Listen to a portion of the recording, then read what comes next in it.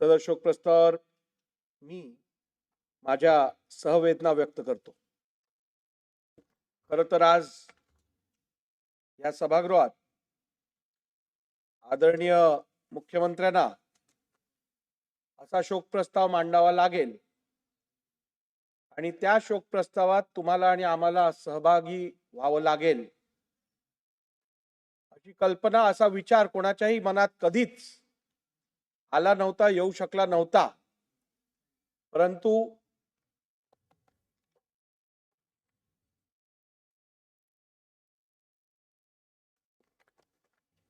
परंतु नियतीसमोर आपण सर्वजण हतबल आहोत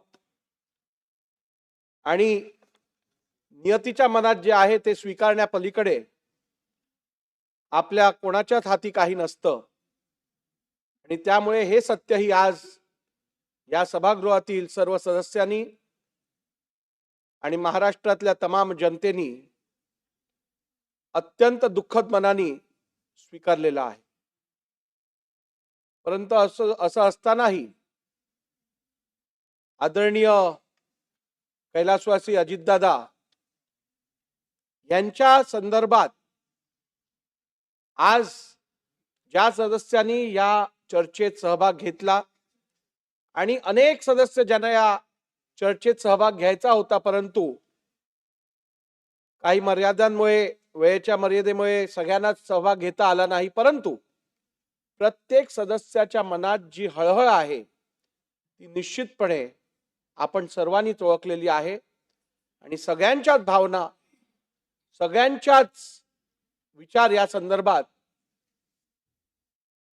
समान आहेत। सगळ्यांना अत्यंत या विषयाचं दुःख झालेलं आहे, याबद्दल माझ्या मनात कुठची शंका नाही। सगळ्यांना बोलता आलं नाही त्याबद्दल मी स्वतः खेद व्यक्त करतो। परंतु काही लोक आपल्याला काही गोष्टी ओळखणं आवश्यक आहे। मनुष्य जेव्हा आपल्यामध्ये असतो तेव्हा बरेचशा वेळा आपल्याला त्याची ख्याती, त्याची महानता याबद्दल बोलणं शक्य नसतं किंवा आपल्याकडनं बोलणं राहून जातं आणि मनुष्य गेल्यानंतर त्याच्या पश्चात आपल्याला बऱ्याच वेळेला आढळून येत असतं की कसं आपलं मन भरून येतं आणि त्या मनुष्याबद्दलचे आपल्या मनात जे विचार आहेत ते आपण प्रकट करत असतो। परंतु अजितदादांबद्दल ते हयातीत असतानाही या महाराष्ट्रातल्या प्रत्येक व्यक्ती जी आपुलकी दिसून आली, तीच आपुलकी त्यांच्या पश्चातही आज आपल्याला दिसून येत आहे। हा अजितदादांच्या व्यक्तिमत्वातला एक वैशिष्ट्य या सभागृहासमोर मला मांडताना हे मांडत आहे। आदरणीय अजितदादांचं व्यक्तिमत्व बघितलं तर शिस्तबद्ध नेता, उत्तम राजकारणी, स्वच्छ राहण्याची सवय, त्यांच्यामध्ये असणारा सगळ्यांना जपण्याचा स्वभाव आणि त्यांची वेळ पाळण्याची जी शिस्त होती त्याचा उल्लेख या सभागृहात आदरणीय मुख्यमंत्र्यांपासून प्रत्येक सहभागी सदस्यांनी मांडलेला आहे।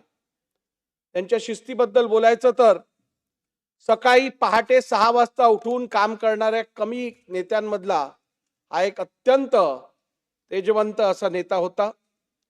तसंच आपण जर बघितलं, मला आठवतंय सुरुवातीच्या काळी साधारण 2014 मध्ये मी त्यांच्यासोबत जवळून काम केलेलं आहे। मुंबईत असताना त्यांनी मुंबईत राष्ट्रवादी काँग्रेस पक्षाच्या कार्यालयात जनता दरबार घ्यायचा निर्णय घेतलेला आणि मला वाटलं जनता दरबार मुंबईत घ्यायचा म्हणजे सकाळी 10 वाजता चालू करतील, परंतु सकाळी 7 वाजता राष्ट्रवादी काँग्रेस पक्षाच्या कार्यालयात जनता दरबार घेऊन त्यांनी वेळेबद्दलची त्यांची जी भूमिका आहे आणि काम करण्याची जी पद्धत आहे त्याची स्पष्ट ओळख आम्हाला अगोदरच दिलेली। त्याचप्रमाणे आपण जर बघितलं तर अजितदादा हे नेहमीच वेळेत यायचेही वेळेत जायचेही। दुर्दैव हेच आहे की यंदा त्यांनी सगळी कामं वेळेत केली, पण अखेरच्या वेळेला जेव्हा ते गेले तेव्हा वेळ आधीच गेले असं आपल्या सगळ्यांनाच मान्य करायला लागेल। बांधवांनो, आज या सभागृहात आपण त्यांच्याविषयी आपले विचार मांडत असताना अनेक सदस्यांनी सांगितलं की अजितदादांचं व्यक्तिमत्व बघितलं तर ते जेवढे चांगले राजकारणी होते, जेवढे चांगले नेते होते, ज्या आपुलकीने जनतेसोबत नेहमी ते राहिले, त्याचप्रमाणे वैयक्तिक जीवनातही त्यांनी ज्या सेक्टरमध्ये ज्या गोष्टींकडे लक्ष दिलं ते अत्यंत बारकाईने आणि पूर्ण डेडिकेशननी त्या संदर्भात त्यांनी कार्य केलं. अजितदादांना इंटिरियरची, बांधकामाची फार आवड होती. आदरणीय मुख्यमंत्र्यांनी पण सांगितलं, कदाचित एक राजकारणी नसते तर कदाचित बांधकाम व्यवसायात त्यांनी मोठं नाव केलं असतं. मला तो दिवस आठवत आहे. मी नुकताच विधानसभेचा अध्यक्ष म्हणून निर्वाचित झालो होतो, निवड झालेली, आणि विधान भवनाच्या सुशोभीकरणाचं काम मी हाती घेतलेलं. सुशोभीकरणाचं काम झाल्यानंतर अजितदादा जेव्हा चेंबरला आले तेव्हा त्यांनी प्रशंसा तर केलीच, पण बारकाईनी कुठे कुठे काय कमी पडलंय हे पण अगदी योग्यरित्या मला सांगितलं. आणि तेवढं झाल्यानंतर परत सांगितलं, तुम्ही केलेलं काम हे अत्यंत चांगलं आहे, त्यामुळे सह्याद्री विश्रामगृह जे आहे ते जरी विधिमंडळाच्या अखत्यारीत येत नसलं तरी तुम्ही त्या कामात लक्ष टाकून ते काम योग्यरित्या करून घ्या. यातून दिसून येतं की एखाद्या नेत्याचं मन किती मोठं आहे. जेव्हा एखादा व्यक्ती चांगलं काम करतो तर ते ओळखून त्याला अजून प्रोत्साहन देण्यासाठी जे त्यांनी सातत्याने प्रत्येकाच्या पाठी ते उभे राहिले ते हे सभागृहातील सदस्य कधी विसरू शकणार नाही. त्याचप्रमाणे आपण जर बघितलं तर अजितदादांचं राहणं आणि दादांचं एकूण पर्सनॅलिटी याच्यात स्वच्छता तर निश्चित होती, पण परफेक्शन ज्याला म्हणतात ते दादांमध्ये आपल्याला दिसून येत होतं. अलीकडच्या काळातच गेल्या अधिवेशनात नागपूरमध्ये हिवाळी अधिवेशनात मी माझ्या चेंबरमध्ये बसलेलो, असाच सूट घातलेला आणि मोजे आणि बूट घातलेले. मी चेंबरमध्ये बसलो असताना अजितदादा आले तिकडे. आम्ही चहा घेत होतो. त्यांनी माझ्या मोज्यांकडे बघितलं आणि मला सांगितलं, राहुलजी, मला हे अत्यंत आवडतं की ज्या रंगाची तुम्ही पॅन्ट घातली आहे त्याच रंगाचे तुम्ही मोजेही घातले आहेत. म्हणजे एवढी बारकाई एखाद्याकडे असणं खरोखर ही एक वेगळी गुणवत्ता ही अजितदादांकडे होती. शिस्त. मी आपल्याला सांगू इच्छितो, मला माझ्या लेजिस्लेटिव्ह इनिंग्सची पहिली सुरुवात करून दिली ती आदरणीय अजितदादांनी, जेव्हा मला त्यांनी पहिली विधान परिषदेत काम करायची संधी दिली. आणि त्यावेळेला मावळ लोकसभेची निवडणूक होती, अत्यंत कठीण निवडणूक होती. त्यांनी मला सांगितलं की तुम्ही या निवडणुकीत उभे राहात, तुम्ही यशस्वी व्हाल याची काही मला खात्री नाहीये, परंतु तुम्ही जरी या निवडणुकीत यशस्वी झाला नाहीत तरी ही तुमच्या राजकीय कारकिर्दीची सुरुवात असेल. मला आश्चर्य वाटलं. कठीण सीटवरती मला उभं राहायला सांगतायत, त्या सीटवरती निवडून येणं अत्यंत अवघड आहे, परंतु दादा मला सांगतात की ही तिकडनं तुमची राजकीय कारकिर्दीची सुरुवात होईल. निवडणूक झाली आणि 28 दिवसात त्यांनी मला विधान परिषदेचा सदस्य म्हणून विधान परिषदेत काम करायची संधी दिली. शब्दाला जाणणारा नेता हीच खरी ओळख अजितदादांची असू शकते. आणि जसा हा माझा अनुभव आहे असाच या सभागृहातल्या अनेक लोक सदस्यांचा असाच अनुभव आहे. मुंडे साहेब असतील, त्यांच्याबरोबर पण आम्ही सोबत वरच्या सभागृहात काम केलंय.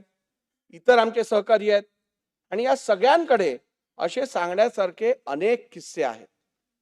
आपण जर बघितलं तर ह्या शब्दाला जागणारा नेता जो आपण म्हणतो हा केवळ आपल्या सहकारी आमदारांसाठी नव्हे तर त्यांच्या मतदारसंघात असो किंवा महाराष्ट्रातल्या कानाकोपऱ्यात असो, त्यांनी दिलेला शब्द कधी त्यांनी पडू दिला नाहीत.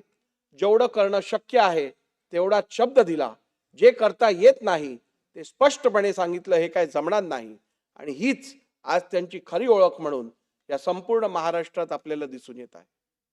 त्यांच्या जाण्याने या राज्याला नव्हे तर देशाचं मोठं नुकसान झालेलं आहे. एक अत्यंत हुशार, एक अत्यंत गुणवंत आणि अत्यंत टॅलेंटेड अर्थमंत्री या राज्याने गमावलेला आहे. जीएसटी काउन्सिलमध्ये त्यांचं काम हे याची सराहना ही अनेक स्तरावरती झालेली आहे. निश्चितपणे महाराष्ट्राची बाजू खंबीरपणे मांडण्यासाठी ज्या पद्धतीने अजितदादा जीएसटी काउन्सिलमध्ये जाऊन बाजू मांडायचे, त्यात कुठेतरी आपल्याला ही उणीव दिसून येत राहील पुढच्या काळात. परंतु मी आपल्याला सांगितल्याप्रमाणे नियतीसमोर आपल्या कोणाचंच काही चालत नसतं. आज या दुःखद प्रसंगी त्यांच्या कुटुंबाला आणि त्यांच्या संपूर्ण चाहत्यांना हे दुःख पेलवायचं हे दुःख पेलवायची ताकद ईश्वर प्रदान करो. या संपूर्ण सभागृहाच्या वतीने मी आदरणीय अजितदादा पवार साहेबांना आदरांजली श्रद्धांजली वाहत असताना आज माझ्या मनातली एक इच्छा इकडे जाहीर करू इच्छितो. अजितदादांसारखे थोर नेते फार कमी होतात आणि पुढच्या पिढीला या नेत्याबद्दल आणि या नेत्यांनी महाराष्ट्राची जी सेवा केली आहे आणि ज्या प्रकारे त्यांनी आपलं राजकीय जीवन जगलेलं आहे त्याची जाणीव असण्यासाठी अजितदादांच्या नावाचं एक स्मृतिस्थान या विधिमंडळाच्या आवारात होणं आवश्यक आहे असं मला वाटतं. त्या संदर्भात निश्चितपणे मी मुख्यमंत्र्यांबरोबर, गटनेत्यांबरोबर आणि बोर्डासमोर हा प्रस्ताव ठेवून येणाऱ्या काळात योग्य निर्णय घेईन. खूप खूप धन्यवाद.